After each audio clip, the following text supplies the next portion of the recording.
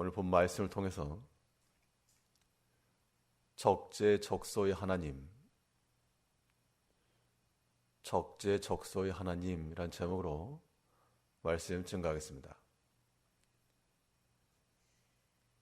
한 사람의 믿음의 깊이는 결국 그 신앙 고백에서 나옵니다. 신앙 고백이라 함은 다름이 아닌 내가 어떠한 하나님을 믿는가, 그겁니다. 그래서 우리가 날마다 고백하는 대로 그의 능하심과 또한 불가능이 없음을 믿는 그러한 하나님을 고백할 때 전지전능하신 하나님이라고 고백할 수 있을 것이고, 그것이 참된 고백이면 그 신앙 고백이 그 사람의 힘인 겁니다.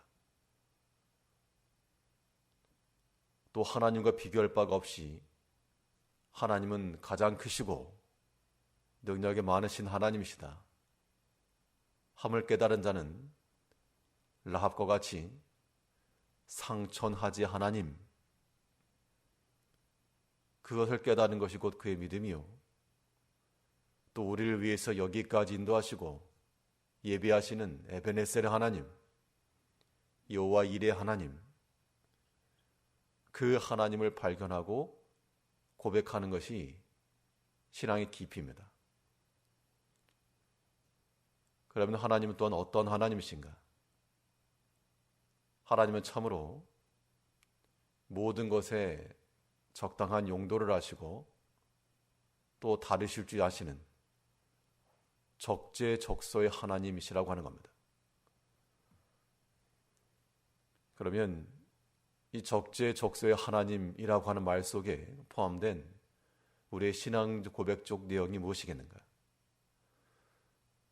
오늘 본 말씀을 통해 살펴보시면 오늘은 주인은 하나님이시라는 얘기입니다. 적재적소의 하나님이라는 의미는 하나님이 모든 것의 주인이셔서 그의 뜻대로 그의 목적에 따라 사용하시고 일하신다는 겁니다. 하나님께서는 세상에 있는 모든 것들을 그 씌움에 적당히, 즉 목적이 있게 지으시고 역사에 나가신다 그랬습니다. 본문 4절을 보시면 여호와께서 온갖 것을 그 씌움에 적당하게 지으셨나니,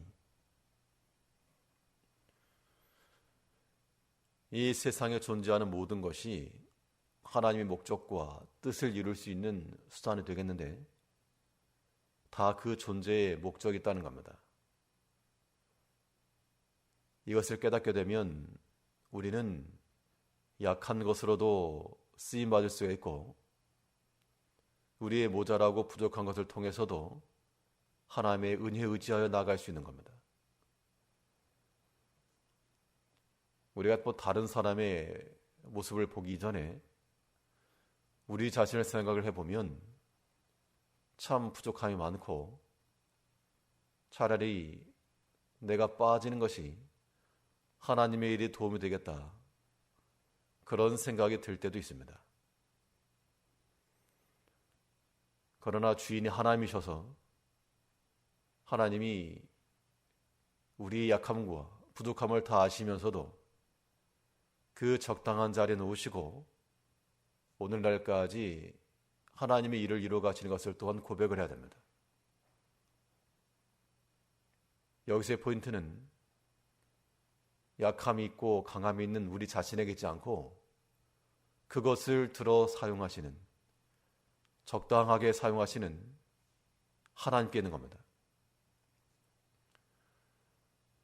건물을 지어 나갈 때 대형 크레인만 필요하지 않습니다. 때로는 작은 나사못과도 같은 눈에 띄지도 않는 그런 작은 부품일지라도 그거 하나 없으면 완성이 되지가 않는 겁니다. 하나님께서는 우리 자신을 때로는 크게 쓰실 수도 있지만 그것만이 하나님께 쓰임받는 게 아닙니다. 비록 보잘것이 없어 보이고 큰 역할은 아닌 것처럼 보이고 사람들의 눈에 드러나지 않을지라도 비록 나사못과 같이 하나님의 성막 가운데에서는 말뚝이나 혹은 보이지 않는 도구와 같이 그럴지라도 하나님께서 어느 것 하나 다 버리지 않으시고 이동할 때마다 움직일 때마다 다 들어서 이동하셨습니다. 이제 우리가 우리 자신의 위치를 어디다 놓을 건가 하면 하나님의 주머니 속에 놓고 우리가 하나님의 자산이요 하나님의 쓰시는 도구라 그러한 생각을 가지시고 주의 일에 쓰임받기를 힘써야 되겠습니다. 하나님께서는 온갖 것을 그 시움에 적당하게 하시다고 했습니다. 적당한 자리가 있는 거죠. 그럼 여기서 우리가 생각할 것은 내가 과연 그 적당한 자리에 위치해 있는가? 그게 중요한 겁니다. 자기 자리를 잘 지킨다는 것은 자신의 정체성과도 같은 겁니다. 만약 자리를 지키지 않으면 어떻게 될 것인가? 비록 천사라도 하나님께서 주신 그 자기 처소를 떠난 천사는 하나님을 대적하는 자가 되었고 그게 마귀입니다. 우리가 생활 속에서 우리 주변에 있는 물건들이 제 자리에 있을 때는 적당하지만 그렇지 않으면 질서가 깨지는 것을 보게 됩니다. 청소라고 하는 것은 다름이 아닌 있어야 할 자리에 다시 두는 것이죠. 이제 우리가 우리 자신을 돌아보면서 하나님께서 온갖 것을 시험에 적당하게 만드셨는데 우리가 과연 그의 쓰임에 쓰임받고 있는가? 적당하게 쓰임받고 있는가? 하나님이 두신 그 처소와 그 지위를 떠나진 않았는가? 사람의 생각이 앞서고 탐심이 앞서서 하나님이 두신 자리에 이탈하진 않았는가?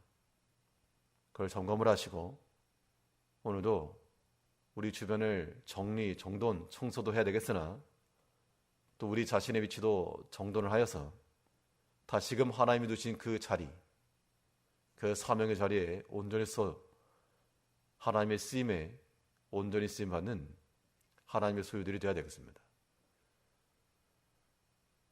또 이 적재적소의 하나님이라고 하는 이 고백 속에 포함된 말은 하나님이 주인이실 뿐만 아니라 결정은 하나님이 하신다는 겁니다. 결정권이 하나님께 있다는 얘기예요. 내가 볼 때 이것은 저것은 약해 보이고 필요하지 않고 버려야 될 것이다. 그렇게 생각을 해도 하나님께서는 내가 버리고자 했던 그것을 통해서도 얼마든지 역사하신 하나님이십니다. 그래서 악인이라도 적당하게 쓰신다고 그랬습니다. 4절 말씀 다시 보시면 여호와께서 온갖 것을 그 시음에 적당하게 지으셨나니 악인도 악한 날에 적당하게 하셨느니라. 참 하나님의 지혜가 놀랍습니다. 우리가 볼 때는 이거 버려야 될 것 같지만 하나님의 손에서 다 사용받는 겁니다. 예전에 일본에 있을 때 한 집사님께서 한국 음식을 좋아하셨는데 새로 만든 김치, 겉절이 같은 거 참 좋아하셨습니다. 근데 한국 사람들은 신김치도 잘 만들어 먹는데 처음에는 이해를 하지 못하고 왜 썩은 걸 먹느냐. 처음에는 그게 썩은 줄 알았답니다. 나중에 요리 맛을 알고 나서는 참 즐겨 사셨는데 우리가 주변에서 볼 때 이거는 참 옳지 않다. 저 사람은 없는 게 낫다 라고 생각이 들어도 그 주인이 하나님이시오. 그 약한 것더라도 악인이라도 적당하게 지으시는 하나님이십니다. 쓰시는 하나님이십니다. 그러니까 판단 유보입니다. 사실 우리가 그런 경우가 많이 있습니다. 사람에 대해서도 우리의 부족함은 알지도 못한 채 이러한 판단하게 되는데 결정은 하나님이 하십니다. 우리는 오직 하나님께 세우신 자리에서 충성할 뿐이죠. 비록 악인이라도 악한 나라에 적당하게 지으셨다. 그 악한 자에 대해서 윤리적, 도덕적으로 옳다 옹호하는 게 아니고 악한 자의 그 악함을 통해서 하나님께서 그것을 이용하신다는 겁니다. 마치 바람의 힘을 이용해서 배를 움직이시는 것 같이 악한 자의 악함을 통해서 하나님께서는 그의 선하심과 능력을 드러내시는 겁니다. 흔히들 가룟 유다가 예수님을 배반하여 판 것에 대해서 그가 예수님을 팔지 않았더라면 어떻게 십자가 구원이 있었겠는가? 그의 옹호하는 게 아니고 하나님께서는 그의 악함과 그의 탐심까지라도 사용하셔서 하나님의 일을 이루신 겁니다.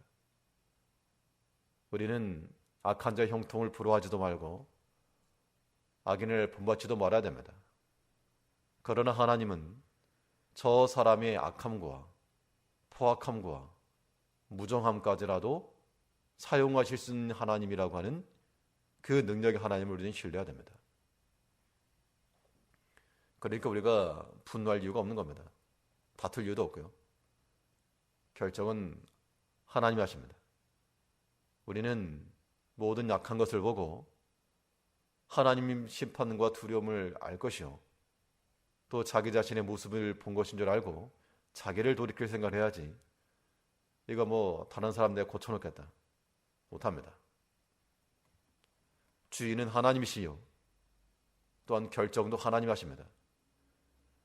우리가 하나님 자리에 서서 하나님 노릇하려 하지 마시고 하나님 주머니에 들어있는 하나님의 도구요 또한 그의 수단인 줄 알아서 하나님께 두신 그 자리에서 정의 취하며 주일에 온전히 쓰임받고 우리가 또한 악한 일에 쓰임받는 그러한 도구들이 되지 아니하도록 언제나 선하고 정결하게 사용되는 하나님의 백성들이 되어야 됩니다.